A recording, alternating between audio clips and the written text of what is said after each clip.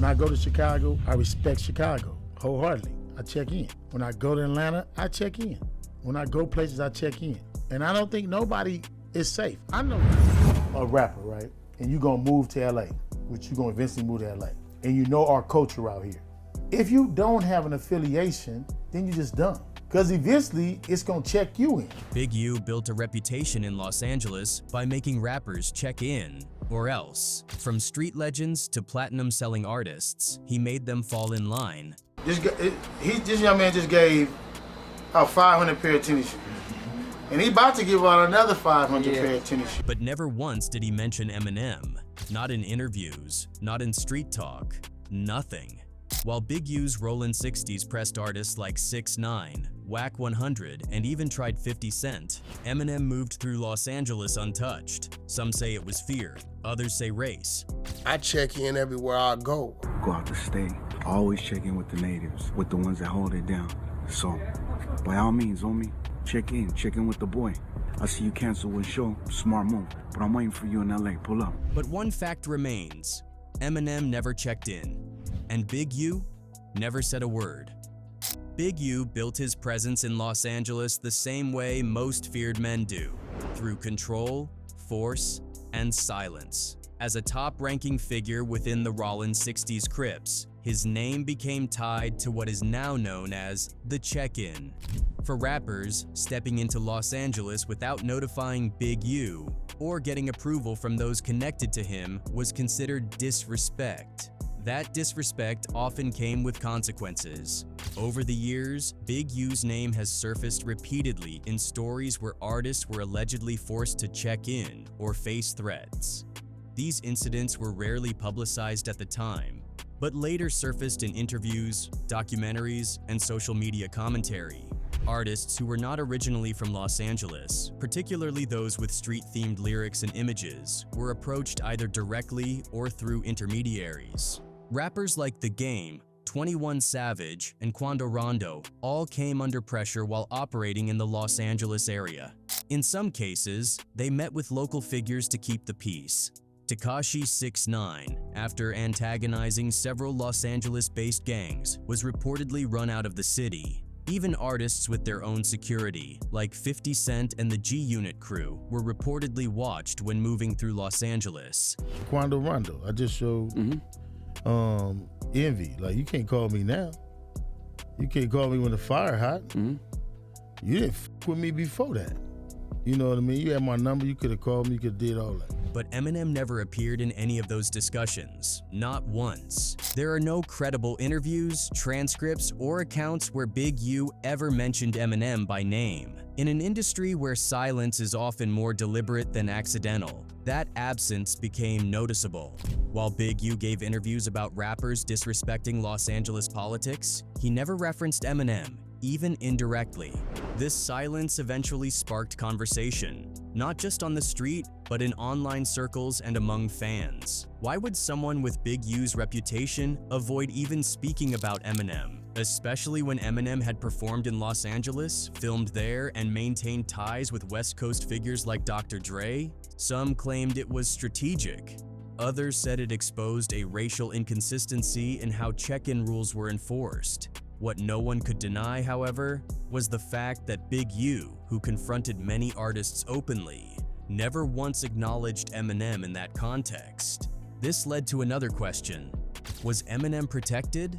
And if so, by who? That answer leads directly into the streets of Carson, California, and a crew that was not only feared in Los Angeles, but respected far beyond it. The truth about Eminem's untouchable status in Los Angeles starts long before his fame. Long before 8 Mile, platinum albums, or even the 2000s, there was an unlikely alliance forming behind the scenes. One that made Eminem practically immune from Los Angeles' check-in politics. That alliance was with the Booyah Tribe, a Samoan-American hip-hop group, but more importantly, a family with real gang roots in Carson and the South Bay. Unlike many rap crews, Booyah Tribe were not just performers. They were respected OGs who had done time, maintained real gang structure, and had deep connections in both the music business and the street world. Back in the late 1990s, Eminem connected with them during the early stages of his career. At the time, Suge Knight still had influence, and many East Coast artists were nervous stepping into Los Angeles without some kind of local support. Eminem's camp knew that, and instead of aligning with a traditional Crip or Blood faction, he went a different route, the Samoan gangs, through the Booyah tribe. Did you catch this? 100%. Simone. Lift up the shirt, bro. Lift up your shirt. Lift up your shirt. Show your tap. Look at that. Simone. This decision changed everything. Booyah Tribe was not affiliated with the Rollin 60s or Big U. In fact, street whispers suggest Big U and his crew avoided crossing paths with the Samoans altogether. The Samoan gangs operated independently, with strong family-based discipline, a military-like code, and an almost mythic reputation for physical dominance. They were fewer in number, but known for being brutal, loyal, and deeply respected. The Booyah Tribe embraced Eminem not just as an artist, but as someone worth protecting. They collaborated with him, stood with him publicly, and made it clear in private Eminem was off limits. And that message, whether spoken or not, was understood by people like Big U. Because even though Big U had pressured dozens of artists to check in and show respect when entering Crip territory, he never once mentioned Eminem publicly. Not in interviews, not in back-channel commentary.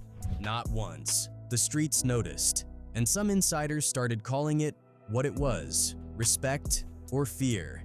If Big U never made a move on Eminem, Suge Knight did, and it didn't go his way. This wasn't some online rumor or fan theory.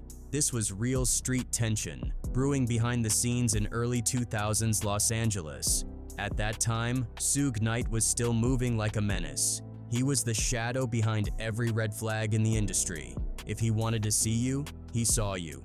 If he wanted to press you, he did. He had already done it before. Vanilla Ice, for example, had been dangled over a hotel balcony in the early 90s by Suge's goons, all to get royalty money. So when Eminem exploded onto the scene, Suge didn't see a lyrical monster. He saw another white rapper with chart power, and in his mind, that meant vulnerable. But Eminem wasn't Vanilla Ice, and this wasn't 1991. The situation when you guys were filming in the club, and Suge Knight showed up. Right. And Eminem, he came outside. He came outside. He was ready to take He's on from whatever. Detroit. By the time Suge Knight tried to flex, Eminem wasn't moving alone. He had Dr. Dre as his godfather, G-Unit as his frontline soldiers, and behind the scenes, the Booyah Tribe, a Samoan-linked force in Los Angeles that had real muscle and real respect. Didn't they do security for Eminem a little bit when M used to come out to the West Coast? Is that correct? Yeah. Everyone I talked to, man, is Suge really this, really that? I was like, I'm Samoan, man. I don't give I don't care. You King Kong, you Godzilla, you gonna get your ass beat. There were whispers that Suge's goons tried to corner Eminem at the 2001 Source Awards. Not a direct attack, just a move to see how he would respond. They allegedly had one of Suge's guys block Eminem's path backstage, stand in front of him. No smile, no words, just tension. That's when Tony Yayo stepped in. No talking, just a shove. Quick, hard, clean. And suddenly, Suge's whole energy shifted. What should have been a moment of fear for Eminem became a statement. This wasn't a rapper looking for street validation. This was a unit, G-Unit, ready for war. The message was sent. You press Eminem, you answer to all of us. In a 2003 radio interview, Eminem would later say, "There were people with power trying to test me. I wasn't going for it." He didn't name names, but fans already knew who he meant. After that day, Suge never tried again. And when Big U saw that Suge Knight couldn't get Eminem to flinch, he didn't bother stepping in either. Eminem didn't win by being the loudest. He won by moving with the right protection, the right alliances, and zero fear. In a city where everyone else had to check in, Eminem rewrote the rules, and no one, not even Suga, wanted to cross that line twice. And it's the about Suge. He liked the cigar, and he trying to see what you gonna do. So Eminem, 50, everybody outside, like the cigar. I was bugging because I seen, this is when I knew Eminem was real. He's like, I don't give a man. This is when I knew, I'm like, damn, Eminem is a real By the mid-2000s, it became obvious that Eminem's name never came up in Big U's check-in demands. This was the same Big U who allegedly pressed artists like Quando Rondo, Roddy Ricch, and even Nipsey Hussle, rappers with direct ties to the culture and street credibility. His rules were simple. If you were a hip-hop artist in Los Angeles, especially one tied to gang culture or getting real industry attention, you were expected to check in, period. Refusal meant consequences. Shut down shows, street intimidation, and in some cases, people getting touched. But when Eminem entered Los Angeles, none of that happened. No warning, no middleman, no check-in request, no pressure. People noticed. Critics called it out directly. Why were only black artists being forced to check in, while white rappers like Eminem were left alone? Why did Big U, who had no issue pulling up on artists from Atlanta, Compton, and New York, go completely silent when it came to the biggest white rapper in history? Some said it was racial. Others argued it was about business. But in street circles, the answer was clear. He was not just a superstar rapper. He had real muscle behind him. That included the Booyah Tribe, a powerful Samoan street family with deep ties in both music and gang politics. These were not bodyguards. These were respected figures in Los Angeles, and nobody, not even Big U, wanted conflict with them. Unlike other gangs, the Booyah Tribe was not under Big U's network. They were independent. They did not answer to the Rollin 60s. They did not need permission to act. And when they backed someone, it meant that person was completely off limits. Eminem also had ties to G-Unit, and by extension, 50 Cent's street infrastructure. These were people who did not blink. Add that to his loyalty to Dr. Dre, who still held major influence in Los Angeles, and you had a complete wall of protection. At the same time, Suge Knight tried to make a move on Eminem and failed. Big U took notes. He saw what happened when Suge's crew allegedly tried to check Eminem during the Source Awards. G-Unit shut it down. Tony Yayo reportedly stepped in with no hesitation, making it clear that Eminem was not Vanilla Ice. This was not the 90s anymore. The message was loud. You mess with Eminem, and you inherit a war you cannot control. It was not about fear, it was about risk. Big U ran the streets, but even he knew who not to press. Eminem meant challenging Dre, G-Unit, Booyah Tribe, and the Samoans, all at once. The silence around Eminem wasn't just about respect. For many fans, and even some industry insiders, it exposed a deeper, more uncomfortable truth. Big U's check-in culture never really crossed racial lines. Time and time again, it was black rappers, athletes, and entertainers being forced to show respect, or else. From Quando Rondo to Six Lack, from Future to even Nipsey Hussle, before their fallout, black artists were expected to tap in. Sometimes it was a handshake, sometimes it was protection money, sometimes it was just political optics, but it was always understood. If you're black and entering Los Angeles, you check in or risk consequences. But Eminem? Nothing. Post Malone? Nothing. Machine Gun Kelly? Free pass. Even white YouTubers who embedded themselves in Compton or Crenshaw for content? Untouched. And slowly, a new conversation began to rise, especially on hip-hop forums and behind closed doors in the culture. Is checking in just street extortion, masked in fake cultural respect? And more specifically, why does Big U only check in black men? It's a brutal question, but one that many feel needs asking, because if respect is the goal, shouldn't it apply to everyone? If the streets are about principle, why doesn't it ever cross racial lines? Many believe the answer is uncomfortable but simple. Big U knew who he could muscle and who he couldn't. And guess what? At the height of Los Angeles check-in culture, Big U, a notorious figure tied to the Rollin 60s Crips, was known for making rappers and entertainers check in when entering Los Angeles. One of the most talked about cases was Chris Brown. Though Chris Brown was not a traditional rapper, his ties to gang culture, especially with the Fruittown Pyru, a blood set, put him on the radar. According to multiple street sources, Big U confronted Chris Brown after Breezy began publicly repping Bloods in songs and appearances without proper protocol or protection in Los Angeles. The story goes that Chris Brown was pulled aside, either directly by Big U or by his associates, and was told to tone it down or pay up. Some say it was a soft extortion, others say it was a warning. Either way, it's widely believed that Chris eventually checked in through certain intermediaries to keep things peaceful. In a later interview, Big U hinted that Chris Brown was doing too much and needed guidance to avoid trouble. He never outright said he extorted him, but the tone suggested Chris was reminded of the politics in Los Angeles. Street culture. White artists like Eminem came into the city with different kinds of protection, both from the streets and the industry. Going after someone like M could spark national backlash, legal attention, or expose how selective the check-in game really is. But with black artists, especially young ones without strong teams or backing, the pressure was easy to apply and easy to justify. Big U once said that checking in was about keeping people safe, but it begs the question, why didn't Eminem need that same safety? Because maybe safety wasn't what it was ever really about. Even without the Samoan protection from Booyah Tribe, Eminem still wasn't someone you just ran up on in Los Angeles, because wherever he went, G-Unit wasn't far behind. In the early 2000s, G-Unit was more than just a rap crew. They were a force of nature, backed by real muscle, serious weaponry, and zero fear.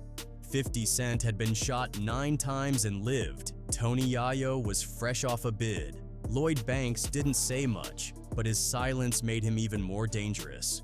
And Spider Lock? He was in Los Angeles, born and bred. With roots in the Crips and ties nobody wanted smoke with. Eminem didn't just co-sign these guys, he rode with them. G-Unit didn't move with security, they were the security.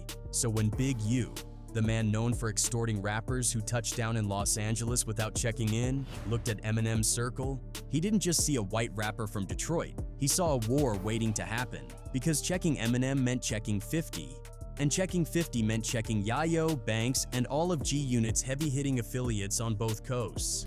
There was no lane for soft conversations, no opportunity for intimidation, and Big U knew it. As one street insider said in a private interview, "You press G-Unit, you're asking for a problem. That is not extortion, that's a funeral waiting to happen."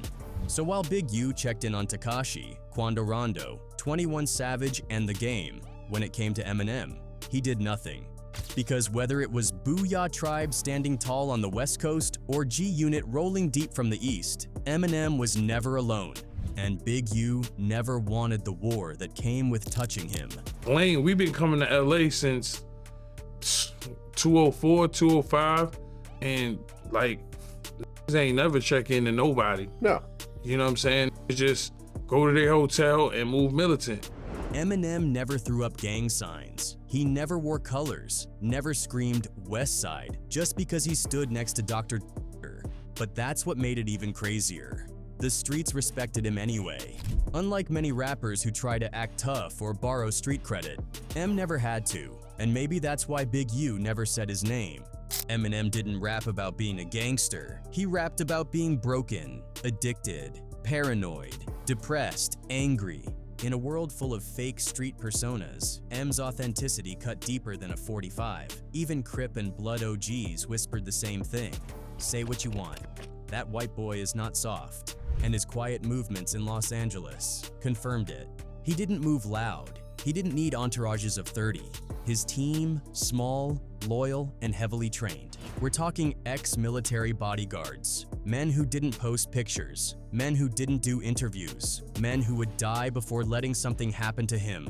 And in Los Angeles, that means more than clout. Because in the City of Angels, you don't survive off fame. You survive off respect. And Eminem had that in silence. So when people ask, why didn't Big U press Eminem? The real question is, why would he? Eminem wasn't claiming the streets, but the streets, they quietly claimed him back. And sometimes, real gangsters don't test real pain. they saluted from a distance.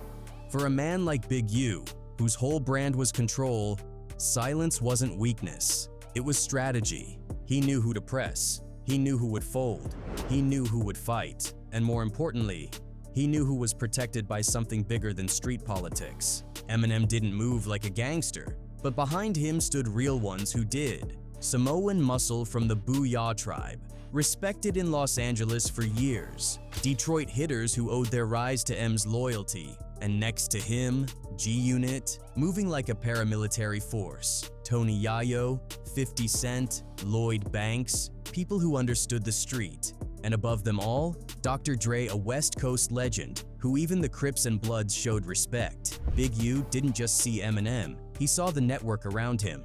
One wrong move could ignite a street-level backlash, business problems, and industry war. So, maybe Big U never pressed Eminem not because he was scared, but because he understood the math. You don't mess with the man putting food in your city. You don't test the guy backed by you can't control. While others had to check in at the airport, Eminem just stepped off the jet, quiet, confident, and untouched.